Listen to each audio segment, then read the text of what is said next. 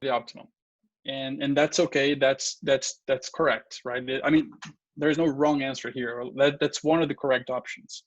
However, if you think about it, like in the case of, let's say, this is just one study, one site that I simulated.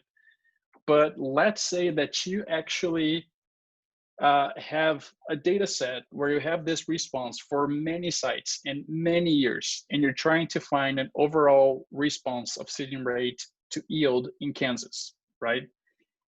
I would say it's more unlikely, it's less possible that this generalized response over many sites and many years to be linear plateau, just because we know that biologically, especially with seeding rate, it doesn't take that much more seeding rate to start decreasing yield. So the more biological sound model, if you think about it, is actually the quadratic. So if we were to make a prediction for someone, I would personally choose the quadratic, because that would be more representative of reality, even though the linear plateau had the best fits. And that's okay for this single site, single year, that the linear plateau had the best fits, and we use that to find the optimum. That's okay. But if we're trying to generalize things, then I think we have to think more about the biology behind it, because it is going to have a larger implication, right? Okay, so I personally, if I were to use one of these models for predicting an output for somebody, I would use the quadratic because of what I just said. So now let's suppose that we did indeed have enough data coming from multiple sites, multiple years, and we did the quadratic fit, and we came up with this equation that is like used for Kansas, because all studies are all across Kansas, and we analyze it properly, and it's a good equation for predicting response of yield to seeding rate in Kansas. So we have this model. We trained this model with this complete data for the state of Kansas. And now a producer comes to you and says that she's considering changing her corn seeding rate from 70 to 90,000 seeds per hectare, and want to have some idea of what could be the potential effect that that management change could have in her corn grain yield. So we have the data, we have the model. Let's give this producer a prediction. So you can come to the next chunk. So I gave you a little bit of code, but not the complete code. So you come here to the producer SR, we add the get sign, and then let's create again a data frame using the data frame function, where the column we want to create is the SR capital underscore KSAJ, the same that we've been using. And here, I'm not going to create a sequence of values. I'm just going to give two values, which are the ones that this producer is asking for.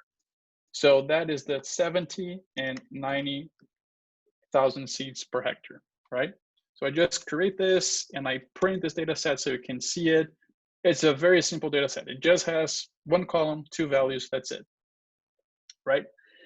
So now we can come down to the next part of this. So it's still the same chunk, but if you come here to the mutate, we have the predict function, where we're going to be using the quadratic model fit. So the reg quad underscore mod, and then comma, hit tab. We're going to say new data.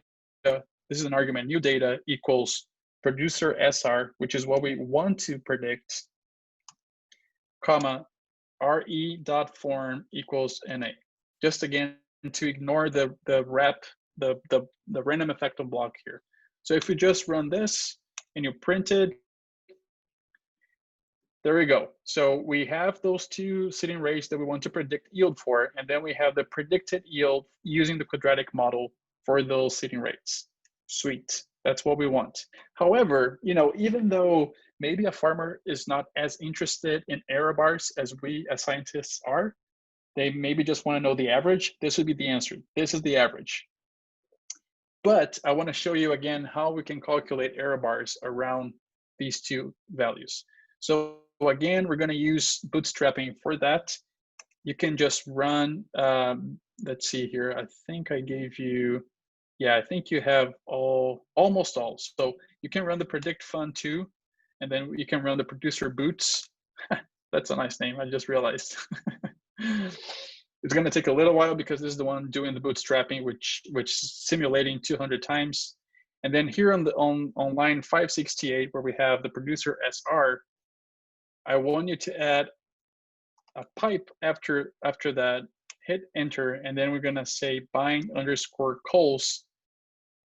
And inside the bind cols, we're going to have the producer underscore boots object. So we're basically just adding this 2.5 and 97.5 column limits to the original producer SR object. And then you can just run.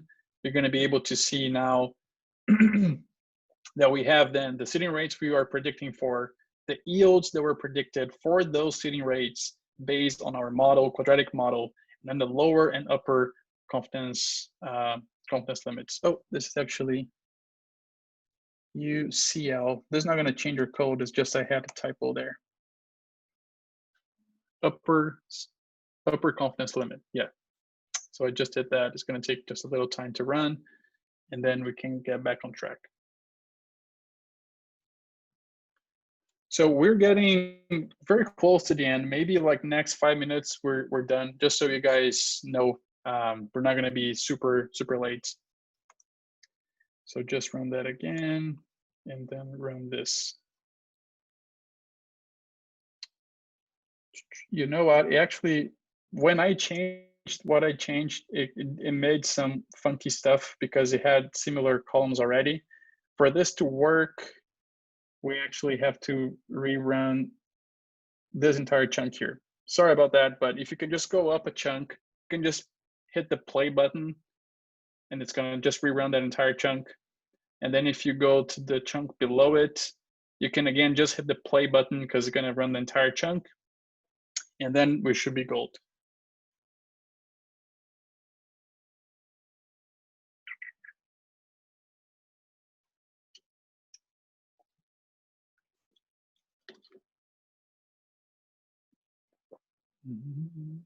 All right, there we go. So now is what we wanted to have.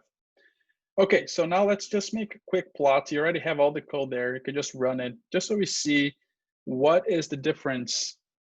Oops. Sorry, so you're gonna have a typo there, as I just noticed now. So the Ymax, I said UPL, is actually UCL, just to let you know. And then you can just run it and it should work. So this is what we would basically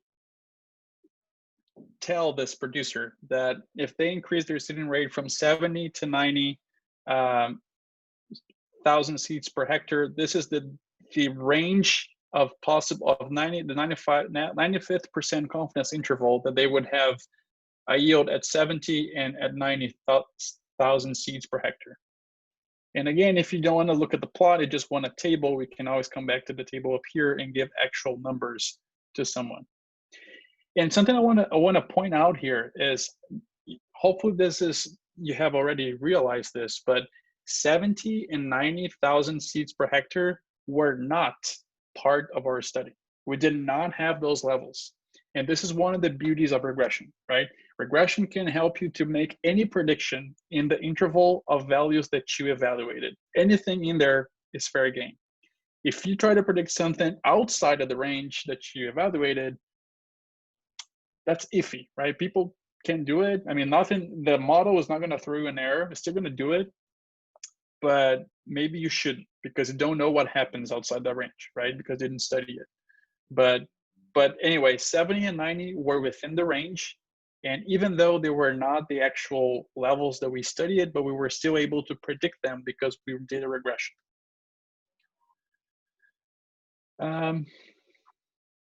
Okay, so I just had a few sentences I wanted to tell you here. So to kind of wrap up, right? What is the difference between using ANOVA and regression? ANOVA is really good to understanding your study that you have at your hands, like what you conducted, and you want to understand how different means of treatments are being affected, or how treatments are affecting the mean of your output. ANOVA is the way to go. That's the best way of learning that. You're going to have letter separation, you're going to have means, you're going to have letter separations, that if that's what you need and want. And regression, on the other hand, even though it's doing a very similar thing behind the scenes, but it's not really interested in means of certain levels. It's kind of looking at the entire picture and understanding the entire behavior to come up with an equation, that a mathematical equation to describe that relationship. And then you can use that to find optimums and to predict as well, and possibly other things that I haven't thought of, but those are the two that at least I use the most. And another quick point here, so a take-home point related to finding optimum. As we saw, optimum is something that really depends on the study. So even if you have the same study over multiple years, you can have different responses. So just because you had a quadratic this year doesn't mean you're not going to have an intercept response next year for maybe another site. So we always have to run multiple possible models when we're trying to estimate the optimum, and then choose the model that best describes that data set, and then use that model to find the optimum. And also a point I would really want to reiterate here is that do not simply rely on p-values. ANOVAs can give you highly significant p-values and yet be completely wrong, as we saw in one of the examples. So always check the residuals, and I gave you some tools to do that here. So please use them in your research. That's gonna make your research more robust if you check your residuals. And so that's basically the take home I had. 3 sentences for final thoughts. I will share both of the complete scripts with you probably tomorrow. So if you missed something from yesterday, or maybe if you missed something from today, you're gonna have the complete scripts. I'm gonna send them to you. And when I do that, I'm gonna send you a survey for you to fill. And I really, really wanna ask you to fill that survey. It's not gonna take too long, but it's gonna basically help me to get feedback from you, from what you learned, what you wished I had done differently, what you liked, so I can understand how the workshop went, and I can improve for future workshops as well. So I can get something out of this as far as getting your feedback from how just your overall thoughts on the workshop. So I will send that to you. Please fill out the survey as well. That's going to help me a lot. And I think that's everything I had. So let's see, 6:07. Guess we're not terribly late. If you guys have any questions, the floor is open. Feel free to unmute yourself. This is okay to unmute yourself. And if you want to type in the chat as well, that's okay if you don't want to be speaking up. And thanks for attending. Thanks for being part of it. Hopefully you got something useful out of this.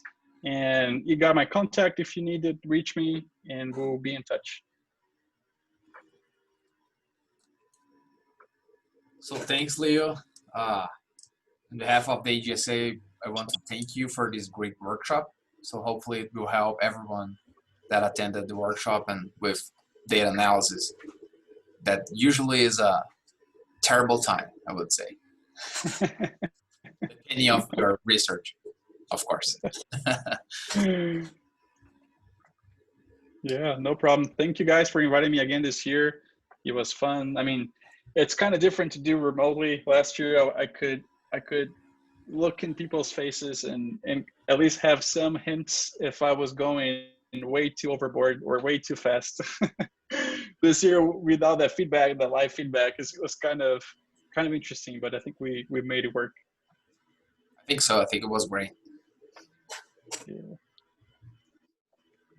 Yeah, I like the codes are very neat, Leo.